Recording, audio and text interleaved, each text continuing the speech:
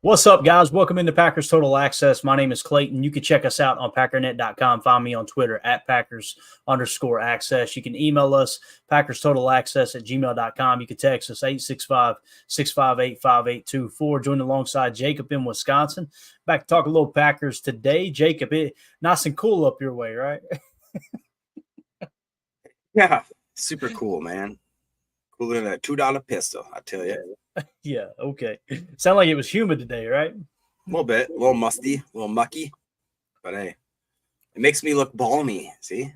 Yeah, you got great color today. You're glowing, Jacob. You're glowing. Yes, right? yes. Yeah. No, but appreciate everybody in the chat. I know it's already lit up here. Good to have everyone joining us this evening. We're going to break down the Packers-Cowboys playoff game there from last year, the wild card round, right? Huge win by the Packers over the Cowboys. Again, this is just kind of our series we're doing, recapping last year's games. So as we come right down to the wire, the players will be reporting here in 2 days. The rookies and the quarterbacks will be in-house. So we'll hit that game tonight. We'll probably hit the 49ers game tomorrow, and then we'll be ready for camp. And from there on out, it's going to be camp updates, camp battles, all that. Preseason right around the corner. The Hall of Fame game too, Jacob. It's right around the corner. That's what always sneaks up on me because I'm looking at the Packers' first preseason game every year, family night, and then the preseason, and all of a sudden before it hits, it's like, holy cow, Hall of Fame games tonight. So football is just about back, man. Yeah, it is crazy how fast it sneaks up in you. I remember back in the old school days of the old schedule. I used to always wear that hat, the fishing game, Dunn County fishing game. My grandpa was the president of.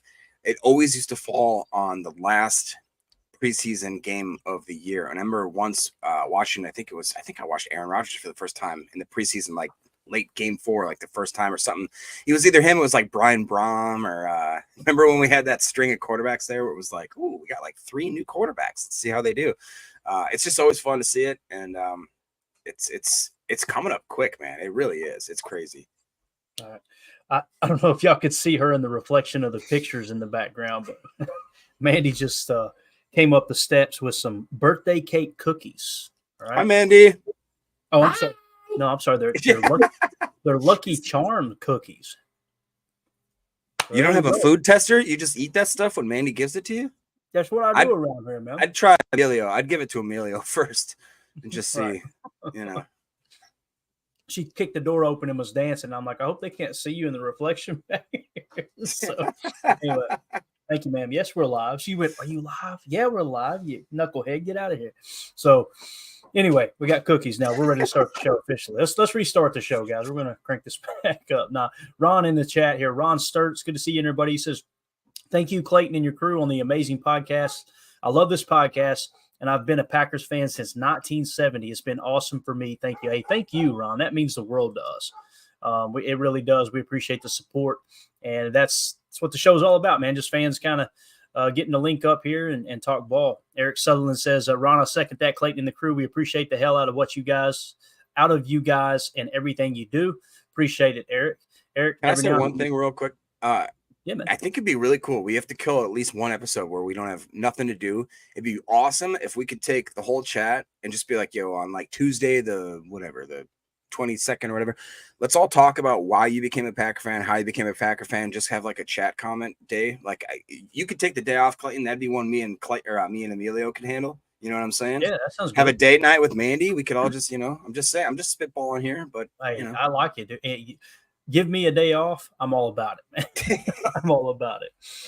Calorie intake will go up by 45%, but hey, that's what I do, man. I don't do drugs. I just eat food. That's what I focus on. Right? So there you go. Mike Berry in the house said, good evening, everyone. Tonight's whiskey of choice is French Oaks Maker's Mark 46. Go Pack, go. Sir, drink responsibly, but appreciate you joining the show. Eric Sutherland says, Jacob, you beautiful bastard. I love it. And I like what Mike Berry says. Possums assemble. Right? We got to create a T-shirt, Jacob, with the PTA logo and maybe a possum on the front of it. I think that'd be cool, man. So Anyway, let's do this, man. Before we jump into the Cowboys tape, I wanted to hit on this. Every year as we go into a new season, Jacob, what I like to do is kind of reevaluate LaFleur, the coaching staff, all that stuff. Now, we've talked about Jeff Hafley to no end this offseason, right? With the new defense coming in, what it may or may not look like, no one really knows until we, get out there and the ball is actually teed up. in September. But I like to look back and go, okay, where is Matt LaFleur now all time? And you guys know, if you've listened to this pod, ever since I started it, I was kind of standing on the table for LaFleur going, man, this dude's winning percentage is stout. And the rebuttal you would always get was the first year, what I heard, Jacob, was, well, he hasn't coached that many games. So I'm like, the second he gets to 50 games, I'm really going to trumpet this, loud. Then as soon as he hits 50 games, all of a sudden it's, well, he's had Aaron Rodgers. Well, now we're 1 year removed from Aaron Rodgers. So I thought we would kind of look at the all-time winning percentage amongst head coaches in the National Football League. Here is the list. And what you'll notice is Matt LaFleur. Serious? All-time NFL, all-time, Matt LaFleur is 11th in winning percentage at .675. Here are the names above him. Guy Chamberlain, people are going, who the hell is it? From 1922 to 1927, he coached 81 games, went 58-16. Number 2, John Madden, the GOAT himself, 103-32. That guy won 103 games and lost on 30. It's wild. Number 3, Vince Lombardi at 738. He coached 136 games, had 96 wins and only 34 losses. Number 4, George Allen. Winning percentage of 712. He coached 168 games, had 116 wins and 47 losses with 5 ties. Jim Harbaugh, back in the league, right, with the Chargers. He's the 5th winningest coach in NFL history from a winning percentage standpoint, guys. 695. His record, 44-19. So you see only 64 games there, kind of a smaller sample size as opposed to George Allen, Vince Lombardi. And that stuff's important. It really is, how long someone's been coaching. Number 6, Tommy Hewitt, I hope I'm saying that right, from 1920 to 24.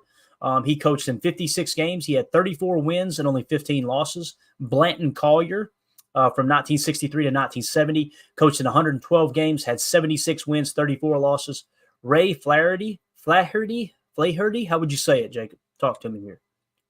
Flaherty, right? Flaherty, yeah. That's tough, man. It's a tough one. So from 36 to 49, 122 games coached, 80-37 was his record.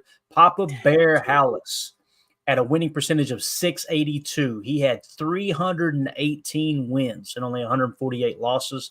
Don Shula at number 10 at 677 with 328 wins and 156 losses. Obviously, he is the all-time wins leader. And then number 11, right behind George Hallis and Don Shula with a winning percentage of 675. He has now coached in 83 games. Matt LaFleur is 56-27.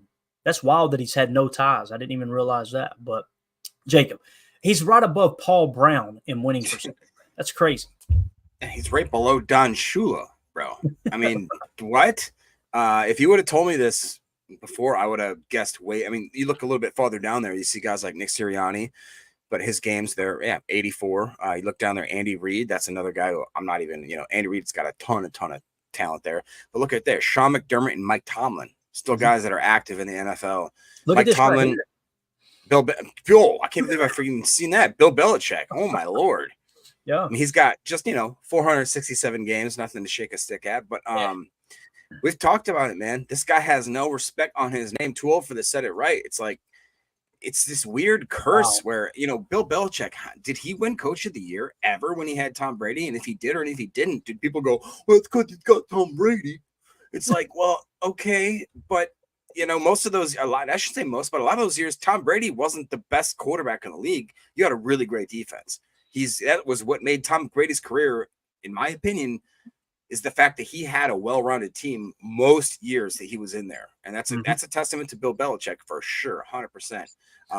If you would have thrown Tom Brady on the Aaron Rodgers teams and even the late Brett Favre teams, I don't think Tom Brady gets 6 Super Bowls. I think that he maybe gets 1 or 2.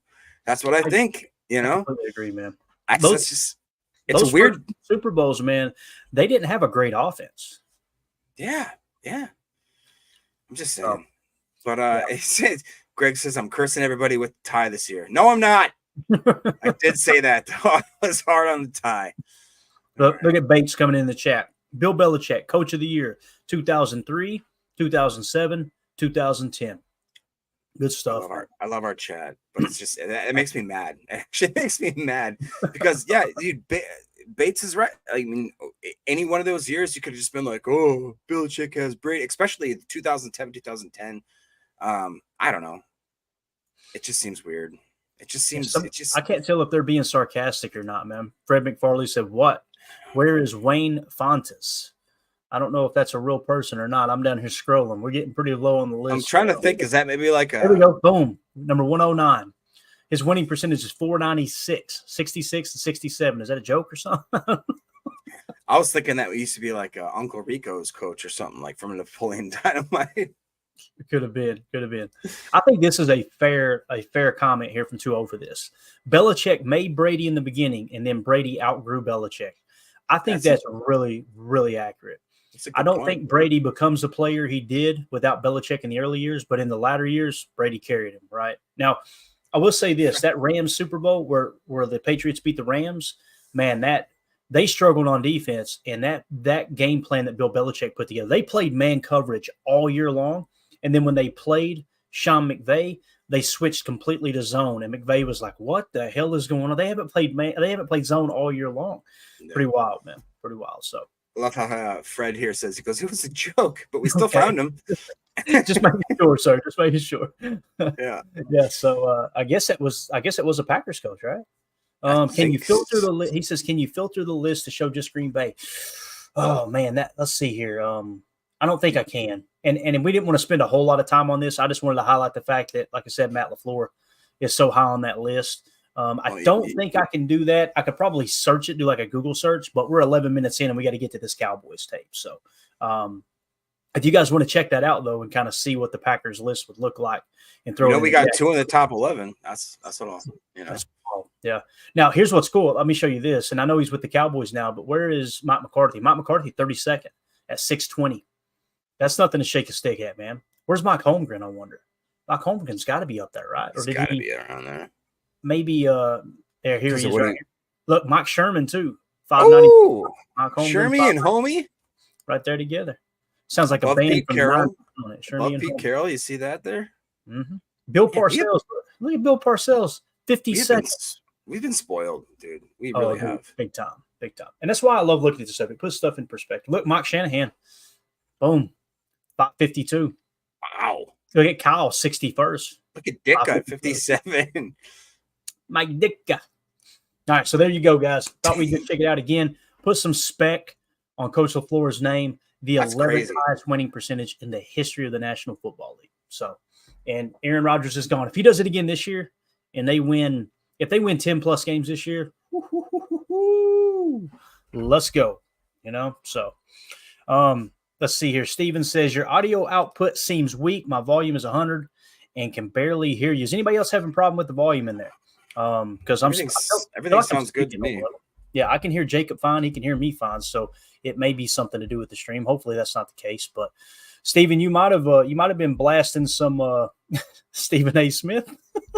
you might have been blasting some I don't know. What would be a funny name to insert here? Some God, who was the guy? Who was that? And I should know this. Jimmy Buffett. You might have been blasting Jimmy Buffett too loud and blew the speakers out, bro. You know what I'm saying? Little cheeseburger. Did you get rid of this stay off the damn weed drop too? Jacob, I'm doing my best. I'm just saying. I went for it. Cookies and run a good show too, man. I went for it, man, and I can't see more. It doesn't matter which one I remove. Y'all are going to need them for the next show. Anyway. Oh, no. All right. Stay off the damn weed. Mr. Larry says the volume's okay there. So hopefully it's nothing too bad on your end there, whoever it was that said it, Stephen Smith. But all right, Jake, if you're ready, man, break down some Cowboys tape here. Yeah. So what does that mean, Clayton? Does that mean we can do it on YouTube, or do we have to God, I'm so glad you're here. I just about put it on the screen. Son of a bitch. Those of you on YouTube, the show continues on X and Rumble. We don't want to do anything to break the rules here on YouTube. We're going to show some game tape. So appreciate y'all hanging out with us. If you want to, hop over to Rumble. Just search Packer Fan Total Access or Packers Total Access. You'll be able to find it real easy. Go ahead and sub to the channel when you hop over there too. Same thing with X. But appreciate y'all joining us this evening. We're going to continue, like I said, on X and Rumble. We'll go ahead and end this stream. Thanks, guys.